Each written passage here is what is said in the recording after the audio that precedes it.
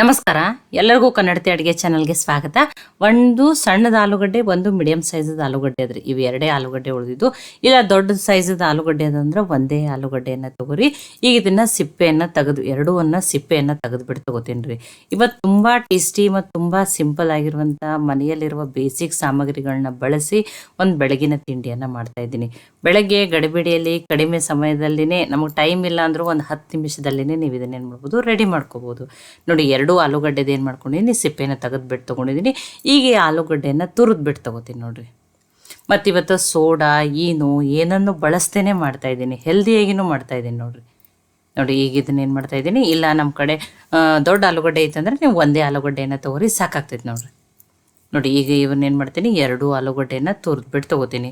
ಮತ್ತು ನೀವು ಈಗ ರಜೆಯಲ್ಲಿ ಮಕ್ಕಳಿಗಾಗಿ ಯಾವ್ಯಾವ ಹೆಲ್ದಿಯಾಗಿರುವಂಥ ಬ್ರೇಕ್ಫಾಸ್ಟ್ ರೆಸಿಪಿಗಳನ್ನ ಮಾಡ್ತೀರತ್ತ ಹೇಳಿನೂ ನನಗೆ ಕಮೆಂಟ್ ಮಾಡಿ ತಿಳಿಸ್ರಿ.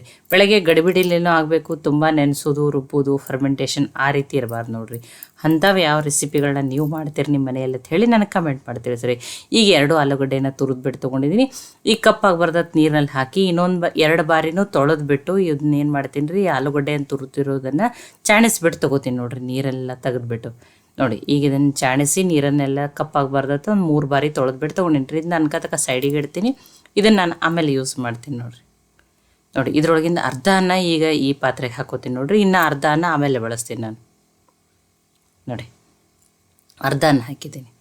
ಒಂದು ದೊಡ್ಡ ಆಲೂಗಡ್ಡೆ ಇದ್ದರೆ ನೀವು ಅರ್ಧ ಆ ರೀತಿನೂ ಮಾಡ್ಕೋಬೋದು. ಇದಕ್ಕೆ ನಾನಿಲ್ಲಿ ಅರ್ಧ ಸ್ಪೂನ್ ಆಗಷ್ಟೇ ರೆಡ್ ಚಿಲ್ಲಿ ಫ್ಲೆಕ್ಸನ್ನು ಹಾಕ್ತಾಯಿದ್ದೀನಿ. ಖಾರ ನೀವು ನೋಡಿಬಿಟ್ಟು ಹಾಕೋರಿ. ಅರ್ಧ ಟೊಮ್ಯಾಟೋವನ್ನು ಬೀಜ ತೆಗೆದುಬಿಟ್ಟು ಸಣ್ಣದಾಗಿ ಕಟ್ ಮಾಡಿ ಹಾಕ್ತಾಯಿದ್ದೀನಿ. ಒಂದು ಸಣ್ಣ ಕ್ಯಾಪ್ಸಿಕಮನ್ನು ಸಣ್ಣದಾಗಿ ಕಟ್ ಮಾಡಿ ಹಾಕ್ತಾಯಿದ್ದೀನಿ. ಬೀನ್ಸ್ ಇತ್ತಂದರೆ ನೀವು ಬೀನ್ಸನ್ನು ಸಣ್ಣದಾಗಿ ಕಟ್ ಮಾಡಿ ಹಾಕ್ಬೋದು. ಕ್ಯಾಬೇಜ್ ಇತ್ತಂದ್ರೆ ಕ್ಯಾಬೇಜನ್ನು ತುರಿದ್ಬಿಟ್ಟು ಹಾಕ್ಬೋದು. 2 ಮೆಣಸಿನ್ಕಾಯಿನ ಸಣ್ಣದಾಗಿ ಕಟ್ ಮಾಡಿ ಹಾಕಿದ್ದೀನಿ ರೀ. ಚಿಲ್ಲಿ ಫ್ಲೆಕ್ಸು ಹಾಕಿರೋದ್ರಿಂದ ಖಾರ ನೀವು ನೋಡಿಬಿಟ್ಟು ಹಾಕೋರಿ.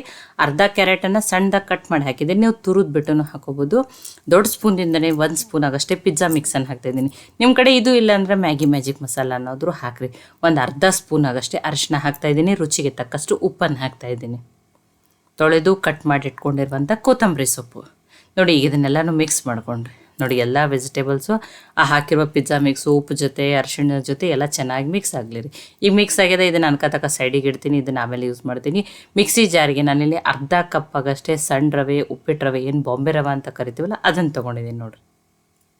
ಇದಕ್ಕೆ ತುರಿದು ಇಟ್ಕೊಂಡಿರೋಂಥ ಏನು ಉಳಿದಿತ್ತಲ್ಲ ಆಲೂಗಡ್ಡೆ, ಅದನ್ನು ಹಾಕ್ತಾಯಿದ್ದೀನಿ ನೋಡಿರಿ. ದೊಡ್ಡ ಸ್ಪೂನ್ದಿಂದನೇ 2 ಸ್ಪೂನ್ ಆಗಷ್ಟು ನಾನು ಏನು ಮಾಡ್ತಾಯಿದ್ದೀನಿ, ಮೊಸರನ್ನ ಹಾಕ್ತಾಯಿದ್ದೀನಿ ನೋಡಿರಿ. ಸಪ್ಪಗಿರೋ ಮೊಸರನ್ನೇ ಹಾಕ್ರಿ.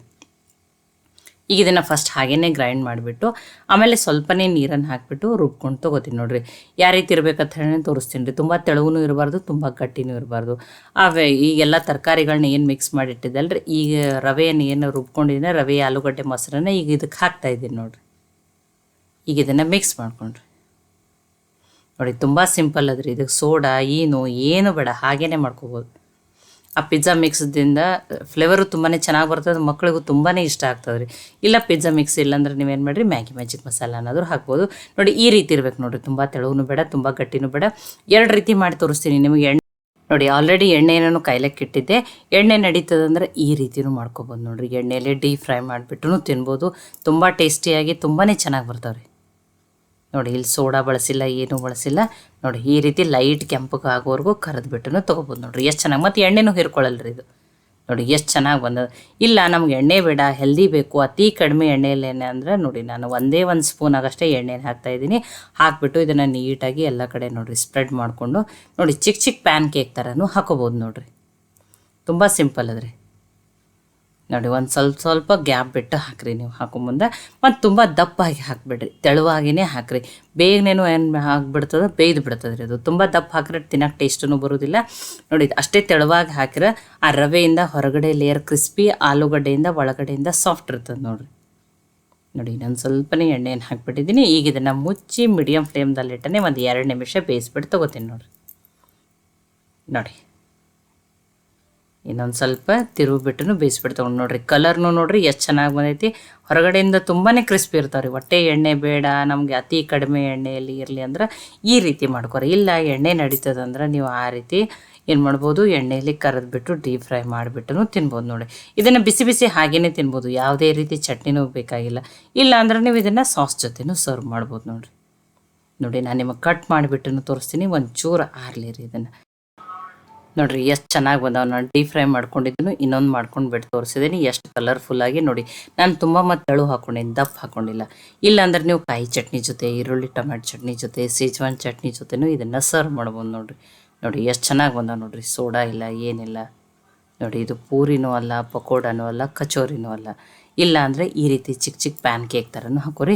ನೋಡಿ ನಮಗೆ ಇದ್ರ ಕ್ರಿಸ್ಪಿನೆಸ್ಸನ್ನು ತೋರಿಸ್ತೀನಿ ನೋಡಿರಿ. ಸೌಂಡ್ದಿಂದನೇ ಗೊತ್ತಾಗ್ತೈತಿ ಎಷ್ಟು ಕ್ರಿಸ್ಪಿಯಾಗಿ, ಎಷ್ಟು ಚೆನ್ನಾಗಿ ಬಂದಾವ ನೋಡಿ. ಹೆಲ್ದಿನೂ ಅದ, ಟೇಸ್ಟಿನೂ ಅದ, ತುಂಬ ಸಿಂಪಲ್ ಅದ. ಮನೆಯಲ್ಲಿರೋ ಬೇಸಿಕ್ ಸಾಮಗ್ರಿಗಳನ್ನ ಬಳಸಿ ಒಂದು 10 ನಿಮಿಷದಲ್ಲೇ ಯಾವುದೇ ತುಂಬ ಪ್ರಿಪ್ರೇಷನ್ ಇರಲಾರ್ದೇ ಮಾಡ್ಕೋಬೋದು ನೋಡಿರಿ.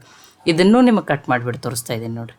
ನೋಡಿ ಎಷ್ಟು ಚೆನ್ನಾಗಿ, ಎಷ್ಟು ಕಲರ್ಫುಲ್ಲಾಗಿ, ಎಷ್ಟು ಟೇಸ್ಟಿಯಾಗಿ ಬಂದಾವೆ ನೋಡಿ. ನೋಡಿ ಸಡನ್ನಾಗಿ ನೀವೇನು ಮಾಡ್ಬೋದು, ಯಾವುದೇ ರೀತಿ ಪ್ರಿಪ್ರೇಷನ್ ಇಲ್ಲ, ಇಡ್ಲಿ, ದೋಸೆ, ಉಪ್ಪಿಟ್ಟು, ಅವಲಕ್ಕಿ ತಿಂದು ಬೇಜಾರಾಗಿತ್ತಂದ್ರೆ ಈ ರೆಸಿಪಿಯನ್ನು ಖಂಡಿತನೂ ಟ್ರೈ ಮಾಡಿ ನೋಡಿರಿ. ಈ ರವಾ ಪ್ಯಾನ್ ಕೇಕ್ ರೆಸಿಪಿ ನಿಮ್ಗೆ ಇಷ್ಟ ಆಗಿತ್ತಂದ್ರೆ ಲೈಕ್ ಮಾಡಿ, ಶೇರ್ ಮಾಡಿ, ಕಮೆಂಟ್ ಮಾಡಿರಿ. ಖಂಡಿತ ಟ್ರೈ ಮಾಡಿ ನನಗೆ ಹೆಂಗೆ ಬಂದಿತ್ತು ತಿಳಿಸ್ರಿ. ಮತ್ತು ಒಳ್ಳೆಯ ಹೊಸ ರೆಸಿಪಿಗಳಿಗಾಗಿ ಕನ್ನಡತಿ ಅಡುಗೆ ಚಾನಲನ್ನು ಸಬ್ಸ್ಕ್ರೈಬ್ ಮಾಡಿ, ಬೆಲ್ ಐಕಾನ್ ಪ್ರೆಸ್ ಮಾಡಿರಿ.